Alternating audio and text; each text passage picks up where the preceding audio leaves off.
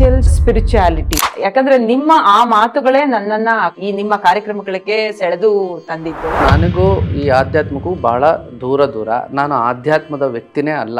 ಎಲ್ಲೋ ನಿಂತಿದ್ದೀನಿ, ಯಾರೋ ಒಬ್ರು ಕರಿತಾ ಇದ್ದಾರೆ, ಆದರೆ ಜೀವನದ ವಿಧಿನೇ ಬೇರೆ ಇತ್ತು. ಭಾಳ ಭಯದಿಂದ ಇದ್ದೆ. ಮತ್ತೆ ಮಾರನೇ ದಿನ ಸಖತ್ತು ಜ್ವರ ಬಂದ್ಬಿಡ್ತು ನನಗೆ. ಈ ಮಂತ್ರ ಹೇಳ್ಕೊಟ್ಟಿದ್ರಲ್ಲ, ಈ ಮಂತ್ರ ಹೇಳ್ಕೊಟ್ಟಿದ್ದು ಅನ್ನೋದು ನನ್ನ ತಲೆ ಒಳಗೆ ಯಾವಾಗಲೂ ರೆಸನೇಟ್ ಆಗೋದು. ಆ ಕಾನ್ಫ್ಲಿಕ್ಟ್ ಎಲ್ಲ ಸಾಲ್ವ್ ಆಗ್ಬಿಡ್ತು. ಇದು ನನಗೆ ದೊರೆತಂತಹ ಮೊದಲನೇ ಸ್ಥಿತಿ. ಇಂಟೆನ್ಸಿಟಿ ಎಷ್ಟಿತ್ತು ಅಂದರೆ ಬರೀ ಬೆನ್ಮೂಳೆ ಅಷ್ಟೇ ಕಾಣೋದು ನನಗೆ. ಸೃಷ್ಟಿಯನ್ನು ಅರ್ಥ ಮಾಡ್ಕೊಳ್ಳೋವಂಥ ಒಂದು ದೃಷ್ಟಿಕೋನ ನನ್ನೊಳಗೆ ಅನಾವರಣ ಆಯಿತು. ಈಗ ಎಕ್ಸ್ಪೀರಿಯನ್ಷಿಯಲ್ ಸ್ಪಿರಿಚುಯಾಲಿಟಿ ಅಂತಂದರೆ, ಈಗ ಒಂದು ಅನುಭವಕ್ಕೆ ಸ್ಪಿರಿಚುವಲ್ ಎಕ್ಸ್ಪೀರಿಯನ್ಸ್ ಏನಿದೆಯೋ ಅದನ್ನು ನಿಮ್ಮ ಸ್ವಂತ ಅನುಭವಕ್ಕೆ ಬಂದಾಗ ನಮಗೆ ಅದರಲ್ಲಿ ಬಹಳಷ್ಟು ನಂಬಿಕೆ ಬರುತ್ತೆ. ಯಾಕಂದರೆ ನಿಮ್ಮ ಆ ಮಾತುಗಳೇ ನನ್ನನ್ನು ಈ ನಿಮ್ಮ ಕಾರ್ಯಕ್ರಮಗಳಿಗೆ ಸೆಳೆದು ತಂದಿದ್ದು. ನಿಮ್ಮ ಜರ್ನಿ ಅಂದರೆ ಈ ಎಕ್ಸ್ಪೀರಿಯನ್ಷಿಯಲ್ ಸ್ಪಿರಿಚುಯಾಲಿಟಿ ಮಾಡಬೇಕು ಅಂತ ನಿಮ್ಮ ಮನಸ್ಸಿಗೆ ಹೇಗೆ ಬಂತು? ನೋಡಿ, ಚಿಕ್ಕಂದ್ರಲ್ಲಿ ನನಗೂ ಈ ಆಧ್ಯಾತ್ಮಕ್ಕೂ ಭಾಳ ದೂರ. ನಾನು ಆಧ್ಯಾತ್ಮದ ವ್ಯಕ್ತಿನೇ ಅಲ್ಲ. ಬಹುಶಃ ಹೆಂಗೆ ಅಂತ ಹೇಳಿದ್ರೆ, ಆಧ್ಯಾತ್ಮ ಅಂತ ಹೇಳಿದ್ರೆ ನಾನು ಅದೇ ಯಥಾಸ್ಥಿತಿ ದೇವರನ್ನು ಕಂಡ್ಕೋಬೇಕು, ದೇವಸ್ಥಾನಕ್ಕೆ ಹೋದರೆ ಮಾತ್ರ ದೇವರು, ಇಲ್ಲ ಅಂದರೆ ನಮಗೆ ಆಟ ಅಂತ ತಿಳ್ಕೊಂಡಿದ್ದೆ. ಆದರೆ ಜೀವನದ ವಿಧಿನೇ ಬೇರೆ ಇತ್ತು ಅಂತ ಅನಿಸುತ್ತೆ. ಅವಾಗ ನನಗೇನಾಯಿತು ಅಂತ ಹೇಳಿದ್ರೆ, ಒಂದು ರಾತ್ರಿ 12ನೇ ತರಗತಿ ಓದಬೇಕಾದ್ರೆ ನಾನು ಕ್ಲಾಸಿಂದ ಬಂದು ಮಲ್ಕೊಂಡಿದ್ದೆ. ನಾನು ಅವಾಗ ಸೌತ್ ಜೋನ್ ರನ್ನರು, ಸ್ವಲ್ಪ ಭೌತಿಕವಾಗಿ ಒಂದು ಸ್ವಲ್ಪ ಓಡಾಡೋದು ಇದೆಲ್ಲ ಕೆಲಸ ಮಾಡೋದು ಜಾಸ್ತಿ ಇತ್ತು. ಮತ್ತು ಅಥ್ಲೆಟಿಕ್ಸಲ್ಲಿ ನಾನು ಸ್ವಲ್ಪ ಓದ್ತಾ ಇದ್ದೆ. ಯಾವಾಗ ಒಂದಿನ ತುಂಬ ಸ್ಟ್ರೈನ್ ಆಗಿ ಬಂದು ಮಲ್ಕೊಂಡೆ. ಒಂದು ವಿಭಿನ್ನವಾಗಿರ್ತಕ್ಕಂಥ ಕನಸು ಬಿತ್ತು. ಈ ಕನಸಲ್ಲಿ ಎಲ್ಲೋ ನಿಂತಿದ್ದೀನಿ, ಯಾರೋ ಒಬ್ಬರು ಕರಿತಾ ಇದ್ದಾರೆ, ಋಷಿ ಮುನಿಗಳು. ಆದರೆ ಅವ್ರ ಹತ್ರಕ್ಕೆ ಹೋಗೋಕ್ಕಾಗ್ತಿಲ್ಲ, ಭಾಳ ಭಯದಿಂದ ಇದ್ದೆ. ಮತ್ತು ಮಾರನೇ ದಿನ ಸಖತ್ತು ಜ್ವರ ಬಂದ್ಬಿಡ್ತು ನನಗೆ. ಜ್ವರ ಬಂದಾದಮೇಲೆ ಮತ್ತೆ ನಾನು ಟ್ಯಾಬ್ಲೆಟ್ ತೊಗೊಂಡು ಮತ್ತೆ ಮಲ್ಕೊಂಡಾಗ ಮತ್ತೆ ಅದೇ ಕನಸು. ಅಲ್ಲಿ ಸ್ವಾಮಿಗಳು ಯಾರೋ ಒಬ್ಬರು ಕರಿತಾ ಇದ್ದಾರೆ, ನಾನು ಹೋಗ್ತಾ ಇಲ್ಲ. ಹೆಂಗೋ ಹಂಗೆ ಒಂದು ಸ್ವಲ್ಪ ಧೈರ್ಯ ಮಾಡಿಬಿಟ್ಟು ಒಂದು ಹೆಜ್ಜೆ ಇಟ್ಟೆ, ಅವ್ರ ಹತ್ರಕ್ಕೆ ಹೋಗ್ಬಿಟ್ಟೆ ನಾನು ಕನಸೊಳಗೆ.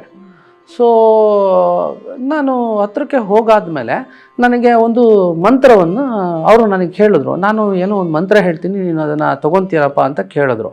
ಅದಕ್ಕೆ ನಾನು ನನ್ನೊಳಗಿದ್ದಂಥ ಆನ್ಸರ್ ಏನು ಅಂತ ಹೇಳಿದ್ರೆ, ತೊಗೊತೀನಿ ಅಂತೇಳ್ಬಿಟ್ಟು ಗ್ರಹಿಸ್ಬಿಟ್ಟು ಸುಮ್ಮನೆ ಅದನ್ನು ತೊಗೊಂಡೇ ಬಿಟ್ಟೆ. ಅವ್ರು ಹೇಳ್ಕೊಟ್ರು, ನಾನು ತೊಗೊಂಡಾದ್ಮೇಲೆ ನಾನು ವ್ಯಾನಿಶು. ನಾನು ಎಲ್ಲಿದ್ದೀನಿ ಅಂತ ಹೇಳಿದ್ರೆ, ಒಂದು ಸ್ಮಶಾನದಲ್ಲಿ ನಿಂತಿರೋವಂಥ ಅನುಭವ. ಅಲ್ಲಿಂದ ಕನಸಿಂದ ಹೊರಗಡೆ ಬಂದೆ.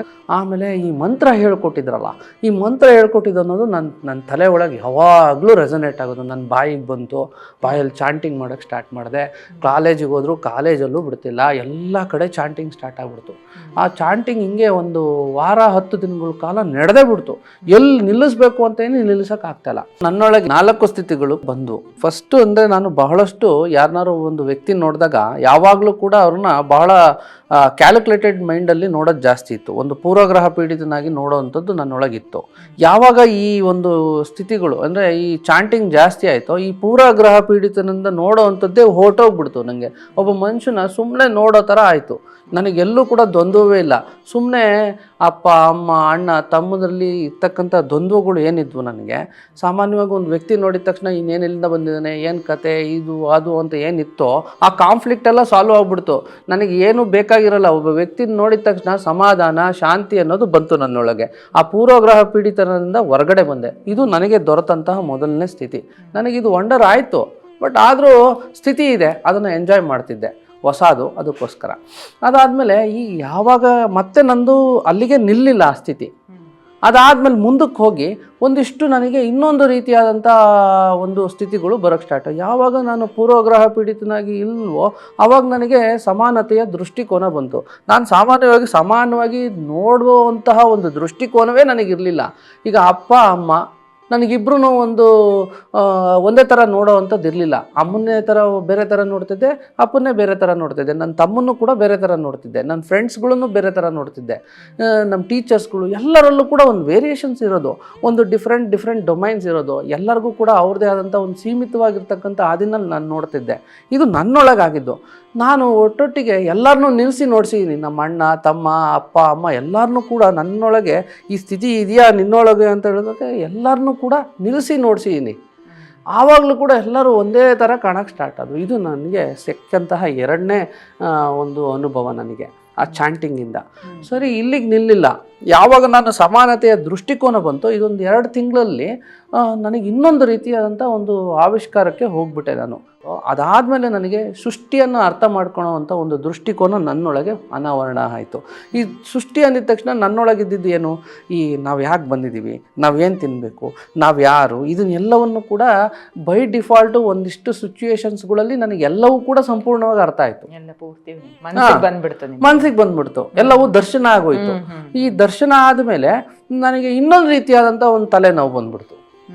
ಎಷ್ಟೋ ಒಂದಿಷ್ಟು ಕಷ್ಟಪಟ್ಟು ದರ್ಶನ ಆದಮೇಲೆ ಎಲ್ಲರಲ್ಲೂ ಕೂಡ ಒಂದು ಶಕ್ತಿಯನ್ನು ನೋಡೋವಂತಹ ವ್ಯವಧಾನಕ್ಕೆ ಬಂದ್ಬಿಟ್ಟೆ ನಾನು.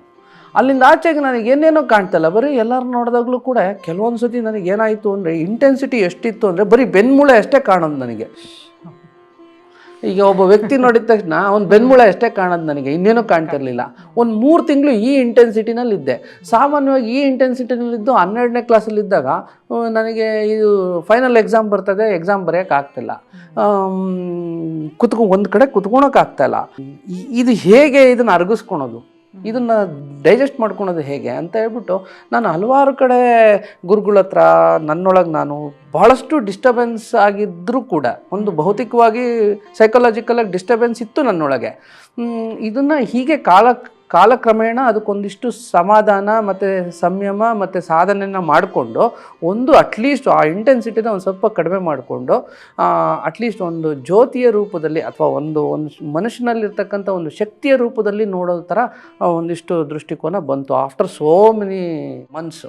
ಸೊ ನನ್ನ ಈ 4 ಸ್ಥಿತಿಗಳು at the end of the day ನನಗೆ ಎಲ್ಲಿಗೆ ತಂದು ನಿಲ್ಲಿಸ್ತು ಅಂದರೆ ಒಬ್ಬ ಮನುಷ್ಯನಲ್ಲಿ ನೇರವಾದಂಥ ಶಕ್ತಿನ ನೋಡುವಂತಹ ದೃಷ್ಟಿಕೋನಕ್ಕೆ ತಂದು ನಿಲ್ಲಿಸ್ತು.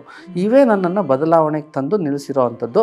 ಈ ಬದಲಾವಣೆನ ನಾನು ಹಂತಗಳಲ್ಲಿ ಅನುಭವ ಪಟ್ಟಿರೋದ್ರಿಂದ ಈ ಅನುಭವಗಳನ್ನು ಜನಸಾಮಾನ್ಯರಿಗೆ ಅವ್ರದ್ದು ವೈಯಕ್ತಿಕವಾಗಿರ್ತಕ್ಕಂಥ ನೆಲೆಗಟ್ಟಿನಲ್ಲೇ, ಈಗ ಸಪೋಸ್ ನೀವು ಒಬ್ಬ ಗೃಹಿಣಿ ಆಗಿರ್ಬೋದು, ಒಬ್ಬಳು ಲೇಡಿ ಏನು ವರ್ಕಿಂಗ್ ವುಮೆನ್ ಆಗಿರ್ಬೋದು, ಅಥವಾ ಒಬ್ಬರು ಏನಾರ ಆಗಿರ್ಬೋದು, ಯಾರು ಪುರುಷರು ಇರ್ಬೋದು, ಯಾರು ಇರ್ಬೋದು, ಅವರವರ ನೆಲೆಗಟ್ಟಿನ ಮೇಲೆ ಅವರು ಹೇಗೆ ವೈಯಕ್ತಿಕವಾಗಿ ಸಾಧನೆ ಮಾಡಿದ್ರೆ ಹೇಗೆ ಮುಂದಕ್ಕೆ ಹೋಗ್ತಾರೆ, ಮತ್ತು ಅವ್ರು ಏನೂ ಆಗೋದು ಬೇಕಾಗಿಲ್ಲ. ಈಗ ಸಾಮಾನ್ಯವಾಗಿ ಏನಾಗುತ್ತೆ, ಎಲ್ಲರನ್ನೂ ಬಿಟ್ಟು ಬರಬೇಕು ಅನ್ನೋದೇನೂ ಇಲ್ಲ. ಇಲ್ಲಿ ತಮ್ಮ ವೈಯಕ್ತಿಕ ನೆಲೆಗಟ್ಟಿನಲ್ಲೇ